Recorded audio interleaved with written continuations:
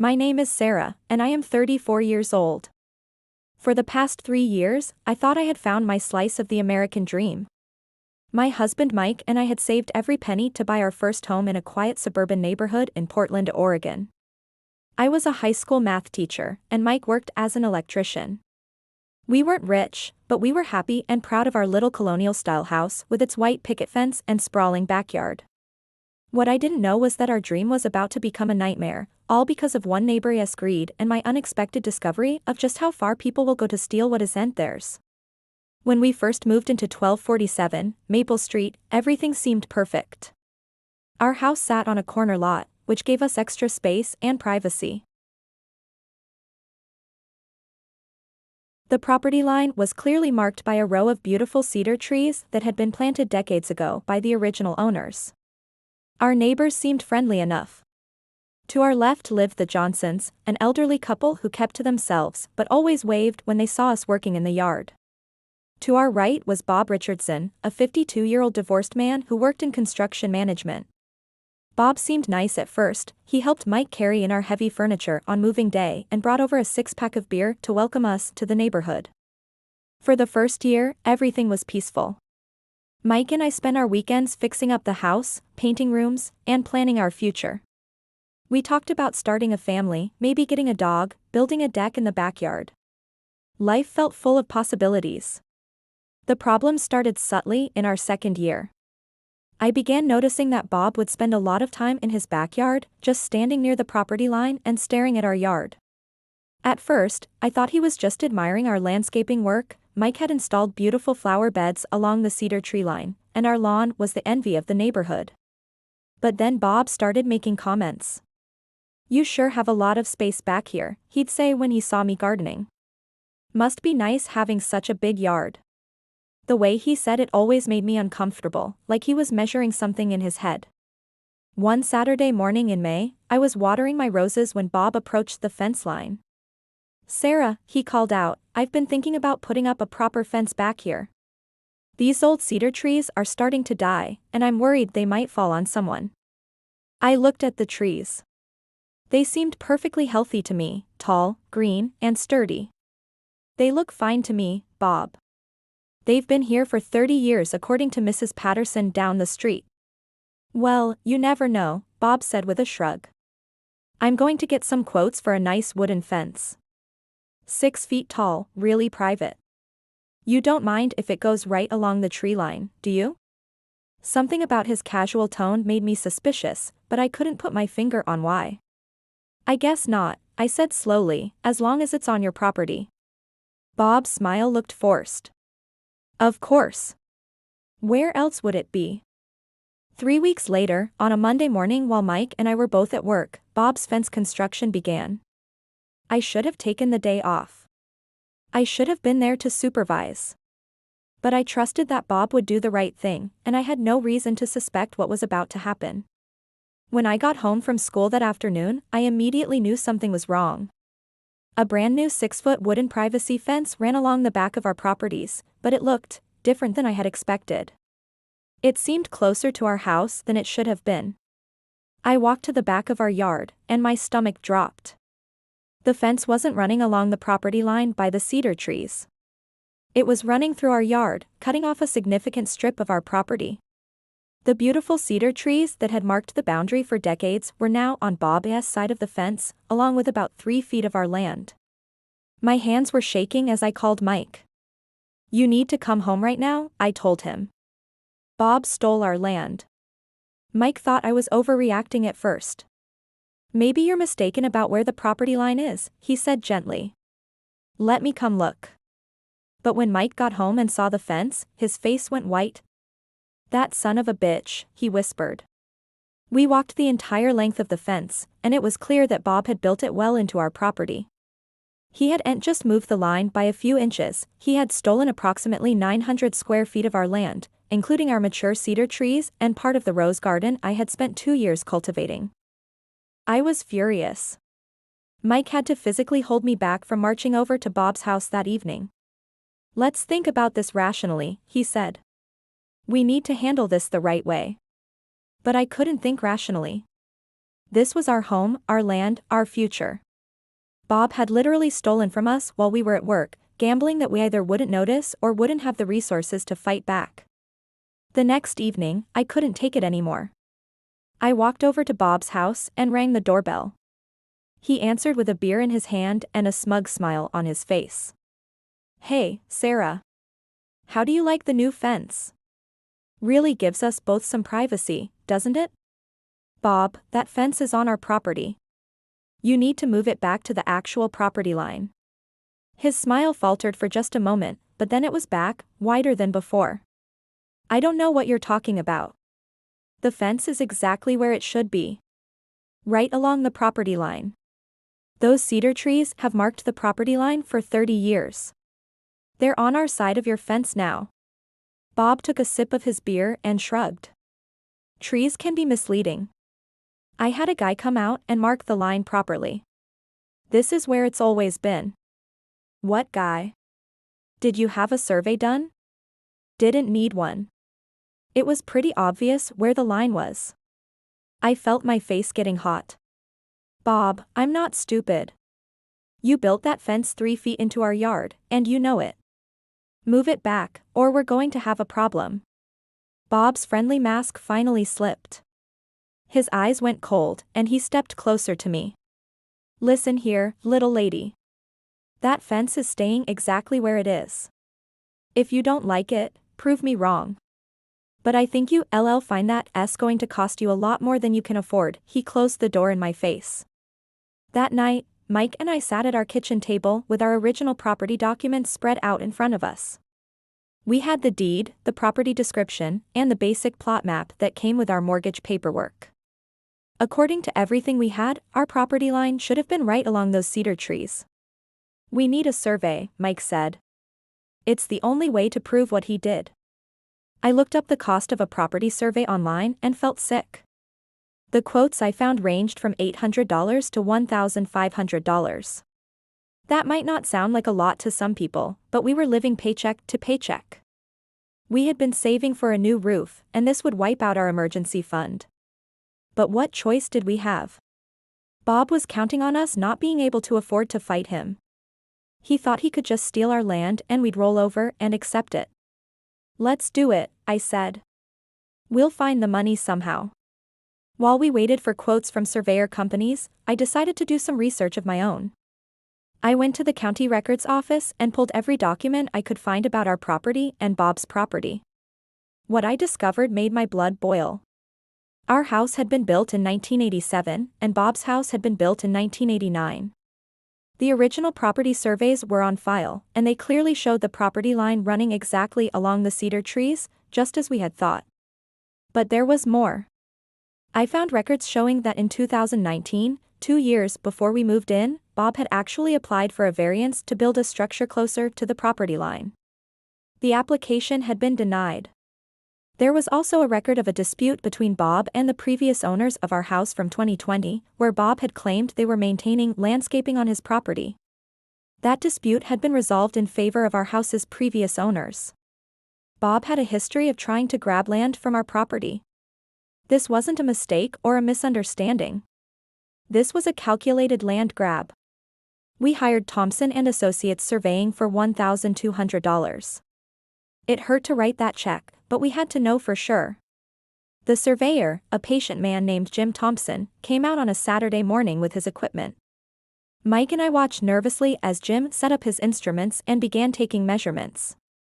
Bob came out to watch too, standing in his backyard with his arms crossed, trying to look confident. After 3 hours of work, Jim called us over to look at his findings. He had placed bright orange flags along the true property line, and the results were even worse than we had thought. "Folks," Jim said, "this fence is 3.2 feet into your property along most of the back line, and up to 3.8 feet at the widest point.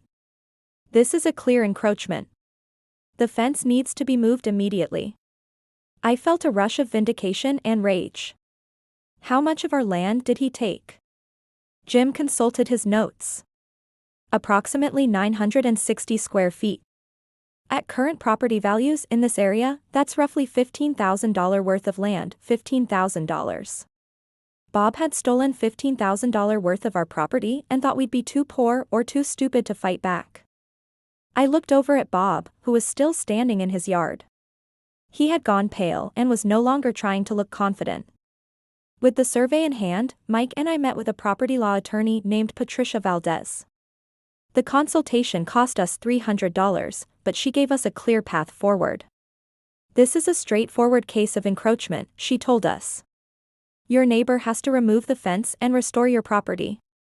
If he refuses, we can get a court order. She helped us draft a formal legal notice demanding that Bob remove the fence within 30 days and restore our property to its original condition. We sent it via certified mail and also had it hand-delivered by a process server to make sure there was no question that Bob had received it. The notice spelled out exactly what Bob had done, referenced the survey results, and made it clear that we were prepared to take legal action if necessary. We also demanded that Bob pay for the cost of our survey and legal fees. Bob's response came 3 days later, and it was not what we expected. Instead of admitting his mistake or agreeing to move the fence, Bob doubled down. His lawyer, and apparently he had one now, sent us a letter claiming that the property line had been established by adverse possession, and that the fence was built on Bob's property. The letter claimed that Bob had been maintaining and using that strip of land for years before we moved in, and that he now had legal claim to it. This was completely false. We had photos from our real estate listing showing that the previous owners had maintained landscaping right up to the cedar trees. But Bob was clearly hoping that the threat of a lengthy legal battle would make us back down. His lawyer's letter also included a counter-demand. Bob wanted us to pay half the cost of the fence since it benefited both properties. I laughed out loud when I read that. The audacity was breathtaking. While our lawyers prepared our response, I decided to do some detective work in the neighborhood. I went door to door, introducing myself to neighbors we hadn't met yet and casually asking about Bob. What I learned was eye-opening. Mrs. Chun, who lived 2 houses down, told me that Bob had tried to claim part of her driveway 3 years earlier, insisting that his property line extended further than it actually did. She had been forced to hire a surveyor to prove him wrong. The Rodriguezes, who lived behind Bob's house, said that Bob had repeatedly asked them about selling him a strip of their backyard, claiming he needed more space. When they refused, he had started letting his dog use their yard as a bathroom and claiming the dog didn't know where the property line was. Most disturbing was my conversation with Janet Morrison, an elderly woman who lived at the end of our street. She told me that Bob had been involved in a boundary dispute with almost every neighbor he had ever had. That man has been trying to expand his property since the day he moved in 15 years ago, she said. He targets people he thinks can't fight back, young couples, elderly folks, anyone who might not have the money for lawyers. Janet also told me something that made my blood run cold. He especially goes after people right after they move in or right before they sell. He figures new owners won't know where the lines are, and people who are selling don't want to deal with the hassle. Bob was a predator. This was his pattern. Armed with this information, our attorney Patricia was able to build a much stronger case. We weren't just dealing with a boundary dispute, we were dealing with someone who had a pattern of trying to steal his neighbor's land. Patricia filed a formal lawsuit against Bob for encroachment, demanding that he move the fence, pay damages, and cover our legal costs. She also included affidavits from several neighbors about Bob's pattern of behavior. The lawsuit got Bob's attention in a way that our previous legal notice hadn't. Within a week, his lawyer called Patricia to discuss settlement. But Bob's idea of settlement was insulting. He offered to move the fence back by 1 foot, keeping 2 feet of our land, and split the cost of the survey with us. Counteroffer, Patricia told his lawyer. Mr. Richardson moves the fence back to the actual property line, pays the full cost of the survey and our legal fees. And reimburses my clients for the value of the fruit from the apple tree that is now on his side of the fence. Or we'll see him in court. While the legal battle was playing out, Bob began what I can only describe as psychological warfare. He started playing loud music in his backyard early in the morning and late at night. He would rev his motorcycle in his driveway at 6 a.m. on weekends. He began letting his garbage cans accidentally roll into our driveway. The worst part was how he would stare at our house. I would look out our windows and see Bob just standing in his yard, glaring at our home. It was intimidating and creepy, and I started to feel unsafe in my own backyard. Mike wanted to confront him, but Patricia advised us to document everything and avoid any direct confrontation. He's trying to provoke you into doing something stupid, she warned. Don't give him that satisfaction. So I started keeping a log.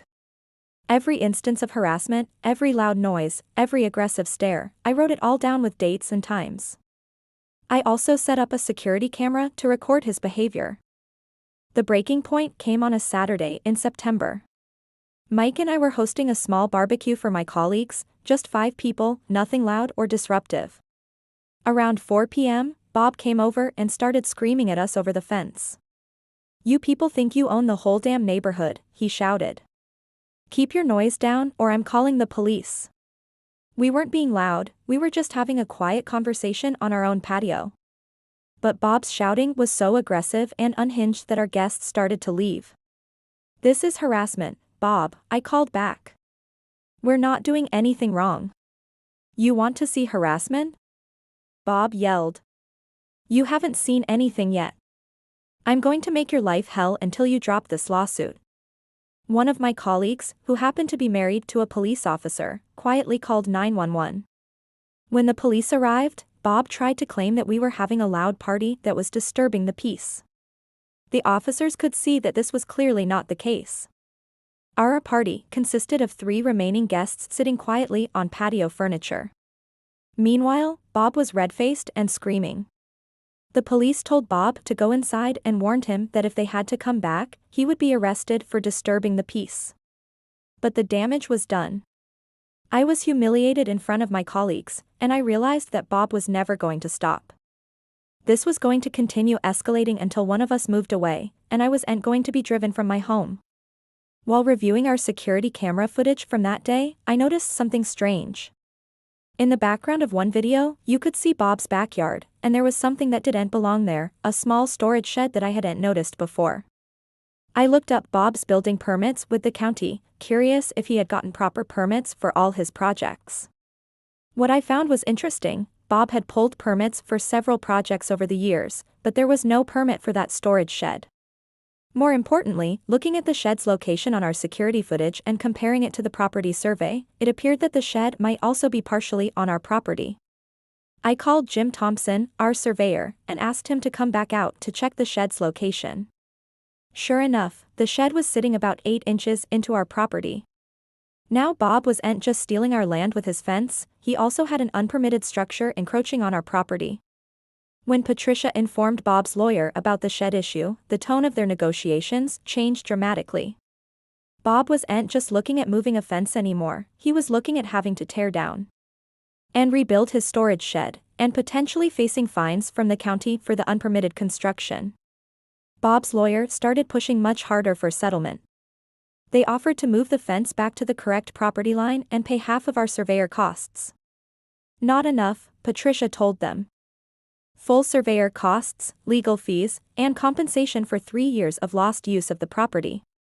Meanwhile, I had been doing more research on property law and discovered something called trespass fees. When someone uses your property without permission, you can charge them fair market rent for that use. For 3 years of Bob using 960 square feet of our land, that added up to significant money. Word of our legal battle had spread through the neighborhood, and I was surprised by how much support we received. Neighbors who had their own stories about Bob started reaching out to offer help.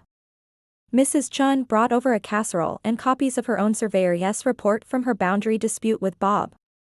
The Johnsons, our elderly neighbors, offered to testify about where they remembered the original property line being. Most surprisingly, I received a call from David Patterson, the son of the woman who had lived in our house before us. His mother had passed away, which was why the house had been for sale, but David still lived in town. "I heard about your trouble with Bob," David said. "My mother dealt with his nonsense for years. She kept detailed records of every interaction with him. Would you like to see them?"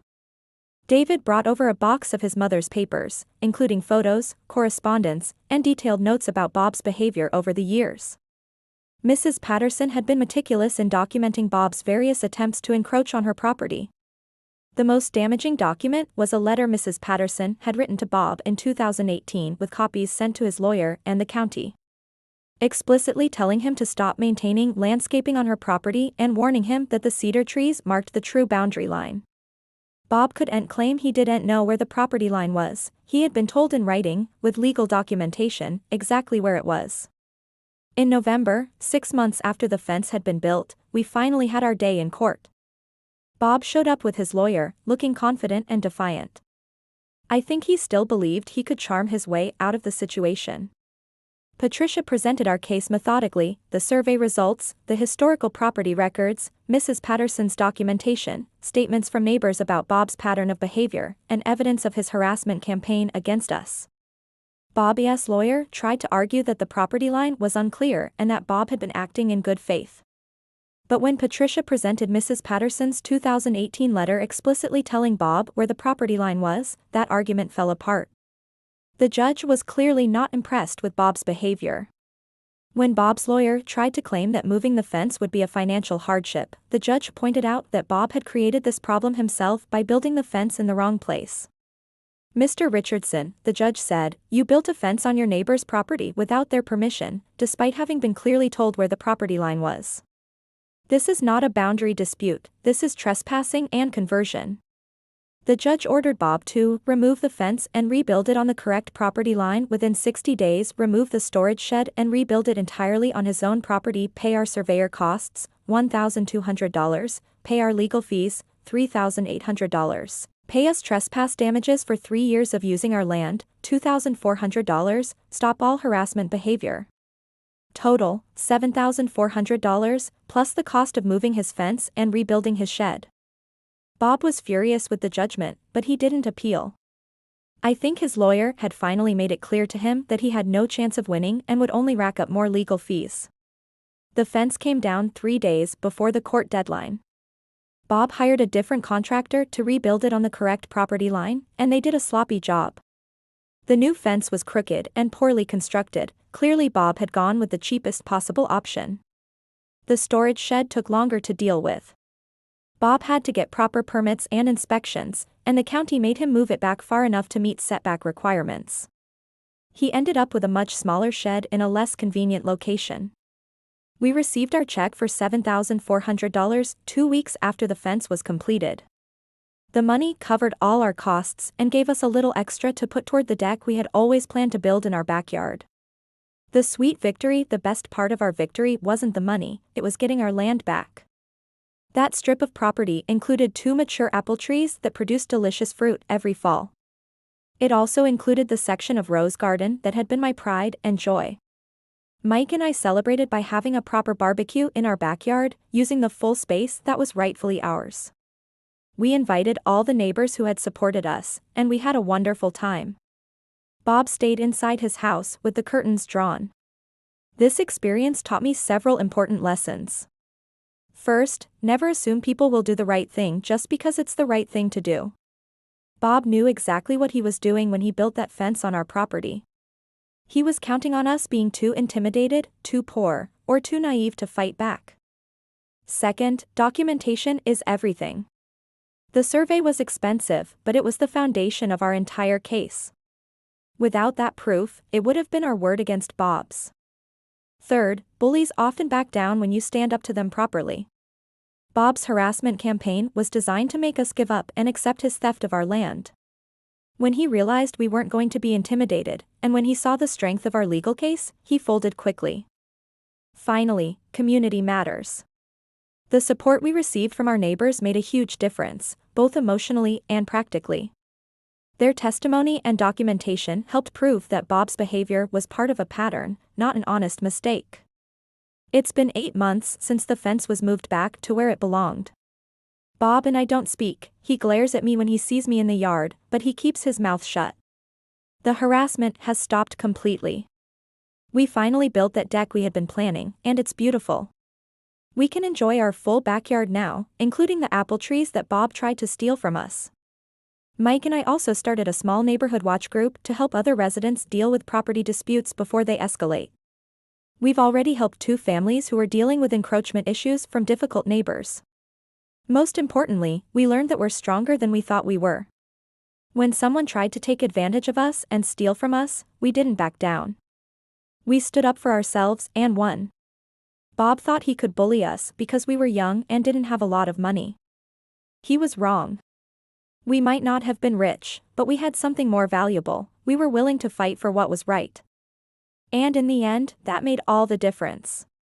Just last month, I saw Bob's house go up for sale. I don't know if his financial troubles from the lawsuit contributed to that decision, but I can't say I'm sorry to see him go. The house sold quickly to a young family with 2 small children. When I introduced myself to them, I made sure to mention the exact location of the property line, just in case. They seemed like lovely people, and I'm looking forward to having normal, respectful neighbors again.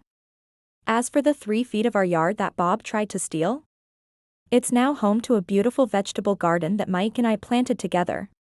Every tomato we harvest from that soil feels like a small victory. Sometimes people ask me if the legal battle was worth it. The answer is absolutely yes. It wasn't just about the land, it was about the principle. Nobody has the right to take what isn't theirs, whether it's 3 feet or 3 inches. Bob learned that lesson the hard way, and it cost him over $10,000. Our backyard has never looked better.